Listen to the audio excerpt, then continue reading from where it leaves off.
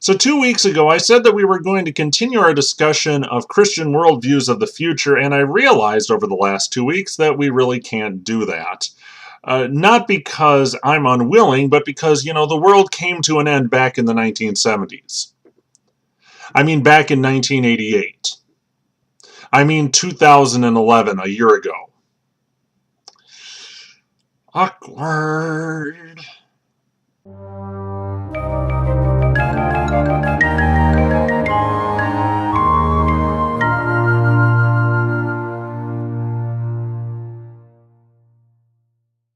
So obviously, if we're going to talk about the Christian worldview of the future, that's going to bring us right up against eschatology, which can be a very fractious and very flame war inciting subject, I've discovered. Suffice it to say, though, we do have to talk about eschatology because for some people, eschatology is actually the reason why they don't like certain types of Christian speculative fiction.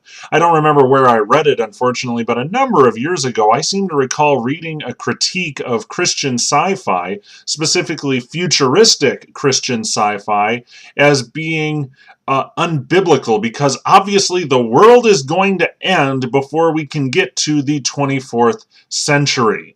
So when biblical scholars study the eschatological portions of the Bible, they usually look at the text through one of four exegetical lenses. Filters, if you will, ways of reading the text and understanding what the text is talking about.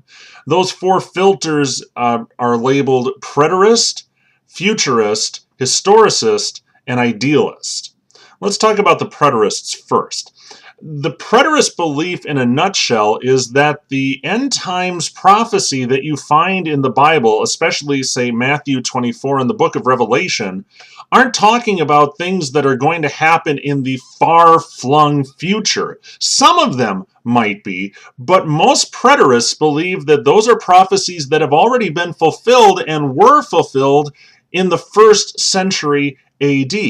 As a matter of fact, some extreme preterists believe that all of the end times prophecies found in the New Testament were fulfilled in the first century AD. Let's take a deeper look at it, because I believe that there actually is some validity to the preterist viewpoint. Take, for example, Matthew 24. Now, a lot of people see Matthew 24 as being a prediction of the end times and talking about what the end times are going to be. And yet, if you look at Matthew 24, verses 1 through 3, we see that it has a very first century grounding to it. For example, in Matthew 24, verses 1 and 2, disciples are marveling at the big buildings and, "Oh, Jesus, look at this, it's so wonderful." And Jesus takes the air out of them by saying, "You see all these stones, do you not? Truly I tell you, not one stone will be left here upon another. All will be thrown down." And then in verse 3, the disciples come to Jesus on the Mount of Olives, and they ask him, "Tell us, when will this be? And what will be the sign of your coming and of the end of the age?" But now, I know, all of you are jumping and saying, "Oh, look, end of the age, the sign of your coming, etc., etc." But notice what that first part of the question is. When will this be? The "this" referring back to all of these stones will be thrown down. As a matter of fact, if you go toward the middle of Matthew 24, specifically Matthew 24, verse 15, Jesus says, "So when you see the desolating sacrilege standing in the holy place, as was spoken of by the prophet Daniel," let the reader understand, "then those in Judea must flee to the mountains." Interesting thing is that when the Romans were trying to conquer Jerusalem in 70 AD, the Jewish Christians remembered that Jesus said this, and they fled Jerusalem and the surrounding area, and so they survived. And finally, we have that one verse that trips up a lot of people when it comes to the end times that the preterists can handle very well. Is Matthew 25, verse 34, where Jesus says, "Truly I tell you, this generation will not pass away until all these things have taken place." And the preterists say, "See? 70 AD is within one generation. The generation hadn't passed away yet." And so the preterists can handle some of the questions that trip up other biblical scholars and other ways of looking at the text. Now, that's not to say that preterism is not without its faults. For example, again, in Matthew 25, you have verses 29 through 31 where Jesus describes the coming of the Son of Man, and, well, the preterists have a hard time getting around that one. Now, given what preterism believes, you'd think that you wouldn't find such a thing as preterist end times fiction, but that's actually where you're wrong. Hank Hanegraaff and Sigmund Brewer actually published 2 novels about 6 years ago entitled The Last Disciple and The Last Sacrifice. And these are based on a preterist understanding of the end times prophecies. I was actually very disappointed because it was obvious that there was supposed to be a 3rd book in the series, and it petered out shortly after The Last Sacrifice. I just learned, though, while researching this video, that The Last Temple is set to be released sometime this fall, August 1st, according to my notes. And so it'll be interesting to see how they wrap that up. It really is a good and interesting series, and if you're interested in end times prophecy, it's certainly worth a look. So let's move on to the second viewpoint, which is the futurist viewpoint. Futurists take biblical end times prophecies and they move them into the future, hence the name. It's a little on the nose, I know. So for example, they would look at, say, Matthew 24, and instead of seeing a list of prophecies that were fulfilled in the 1st century, they see a list of prophecies yet to be fulfilled, prophecies that will only come to pass right before Jesus' return. Now, it's interesting, preterists and futurists are sort of mirror images of each other. I like to think of them as the difference between Spock and Spock with a beard. The classic Star Trek episode, Mirror, Mirror. Because where the preterists stumble, the futurists have an easy time explaining things, and where the futurists have a difficult time explaining stuff, the preterists have it pretty easy. So, for example, looking back at Matthew 24, futurists have to explain what the disciples mean when they say, "Tell us, when will this be?" referring back to the destruction of the temple, or the whole "truly I tell you, this generation will not pass away" verse. They have a hard time dealing with that one, whereas they have an easier time explaining Matthew 24 verses 29 through 31, where Jesus describes his return as the sun and will be darkened and the moon will not give its light, and so on and so forth. As for futurist end times fiction, well, gee, I can't think of any examples. Then we have the historicists. The historicists look at biblical prophecy and they don't try to classify it as 1st century or strictly end times. They actually try to look and see if they might be prophecy toward different historical events, something that takes place between Jesus' first coming and his second coming. Now, admittedly, I'm not all that familiar with historicist viewpoints, but I do know, for example, that some historicists see Revelation 14 verses 6 through 7 about the great eagle that is crying in eternal gospel. Some of them see this as possibly a reference to the work of Martin Luther. I've also seen this sort of thought in some of Tim LaHaye's writings about the book of Revelation. For example, I know that Tim LaHaye has taught in the past that the 7 letters found in Revelation 2 and 3 aren't really letters to specific congregations in specific historical cities, but are instead written to be descriptions of how life will be like within the Christian church during certain periods of time. And that's a very historicist way of looking at things. Now that we've talked about the 4 exegetical filters that biblical scholars use when they look at eschatological biblical texts, we should talk about the 3 overviews, the 3 general worldviews that people have when it comes to eschatology. And which camp you fall in really depends upon how you look at the millennium that's brought up in Revelation chapter 20. Now, the loudest viewpoint is that of premillennialism, specifically dispensational premillennialism. The dispensational premillennial worldview can best be summed up like this.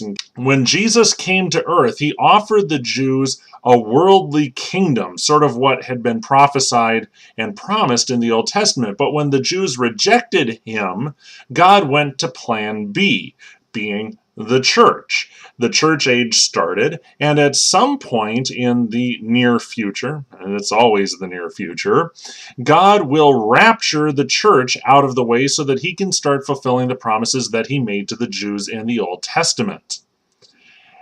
This will kick off a 7-year tribulation during which time the Antichrist, a suave political figure who promises peace but totally goes back on his word, will make life a living hell for the Jews who will convert pretty much en masse to Christianity. And at the end of that 7-year tribulation period, Jesus will return visibly to set up an earthly 1,000-year reign, during which time Satan will be bound in hell and unable to do much of anything until he's released at the end of the millennium, which kicks off the final last, what they call the White Throne Judgment. Granted, I probably didn't get all the details correct. I am an outsider looking into this viewpoint after all. Dispensational premillennialism has been adapted into numerous books. It's not just the Left Behind series, that's just the latest. There's also, I believe it's called The Third Millennium. I have not read that series myself. I've seen it in bookstores. Now, you notice that I call dispensational premillennialism the loudest of the three worldviews, and there's a reason for that. If you were to go into a Christian bookstore and go to the biblical prophecy section, most, if not all, of the books in that bookstore will espouse the dispensational premillennial view. And that's unfortunate, I think. And the reason why is because there's more out there, which we'll get to in just a second. It's sort of like if you were to go to the fiction section of a Christian bookstore and look at the books there, you'd be tempted to think that Christian fiction is nothing but bonnets and buggies. The second eschatological worldview can best be described as postmillennialism. Postmillennialism, from what I understand, again, outsider looking in, goes something like this, is that the world's chugging along pretty much normally, the way it normally does, when through the work of Christians like you and me, the world will slowly become a better and better place. Through missionary work, through social programs, through all that sort of stuff, the world will become more and more peaceful, more and more ideal, more and more Christian, which will eventually usher in a 1,000 reign of Christ. A golden age for humanity when the effects of sin will be wiped out through what human beings can do. And then that at the end of that 1,000-year reign, Satan will mess everything up again, and then Jesus will return. Now, this particular theological worldview was very popular, from what I understand, at the end of the 19th century, because that seemed to be what was happening. Unfortunately, World War I and World War II pretty much killed it because people realized that no, the world doesn't really seem to be getting better, it seems to be getting worse. And really, if you think about it and you look at our now post-Christian society, it seems like the influence of the church is lessening rather than growing. Now, that's a trend that could reverse, but for that reason, primarily, that's why I'm not post-millennial. Now, just because postmillennialism is not as popular as it used to be doesn't mean that it can't present some interesting stories. For example, one of the best Christian sci-fi series that I've seen in a while is the Lamb Among the Stars series by Chris Wally. This is the first book, The Shadow and Night. Actually, it's the first two books, but that's neither here nor there. In it, Chris Wally uses postmillennialism to present a futuristic world that is in that golden Christian age that gets wrecked when Satan's influence is unleashed. It's a great read, and I highly, highly recommend it. This brings us to the final eschatological worldview, which is amillennialism.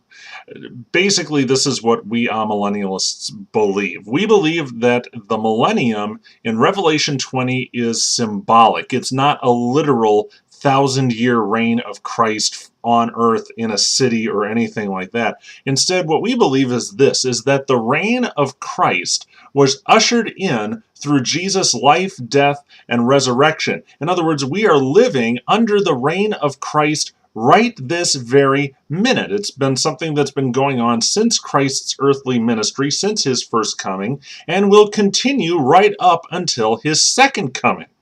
that at some point in the future there is going to be what you might call Satan's little season, a time when there will be a great tribulation, a persecution against the church. All the bad stuff that's promised or prophesied in the Bible will come to pass when Satan is released from his bondage. And then there will be the final second coming, and we believe that Jesus will only come back once. This is sort of the way to think about it. We take what the dispensational premillennialists believe the second coming is going to be like, and we squish it all down into one single event. Now, you may be wondering, is there any amillennialist end times fiction out there? And the answer to that is no. And the reason why is because amillennialism as an eschatological worldview is kind of boring. You really can't suss out any good stories from it. For example, this is how an amillennialist story might go. All right, everyone get seated. Prepare for takeoff. Roger.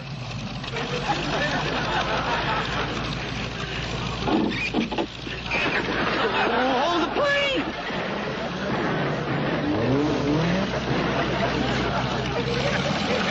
Gilligan.